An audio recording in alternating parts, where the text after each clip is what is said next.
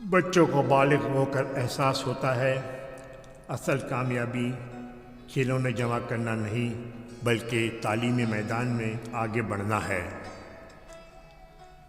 پھر شادی ہونے کے بعد معلوم ہوتا ہے کہ بہترین شریک حیات کا ملنا اصل کامیابی ہے۔ پھر روزگار کے معاملات سے دل میں یقین ہو جاتا ہے کہ اصل کامیابی کاروبار کو پھیلانا یا ملازمت میں ترقی ہے۔ جوانی ڈھلنے پر نقطہ نظر تبدیل ہو جاتا ہے کہ اچھی اولاد، بڑے گھر، بہترین گاڑی اور بڑا بینک بیلنس کامیابی کی دلیل ہے۔ پھر بڑھاپے میں انسان کے نزدیک اصل کامیابی کا پیمانہ بیماریوں سے بچ کر تندرستی کا برقرار رہنا قرار پاتا ہے۔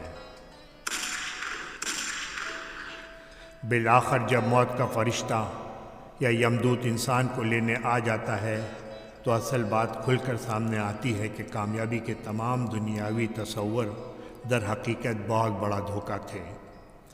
اصل کامیابی تو آخرت کی کامیابی ہے، لیکن وقت نکل چکا ہوتا ہے۔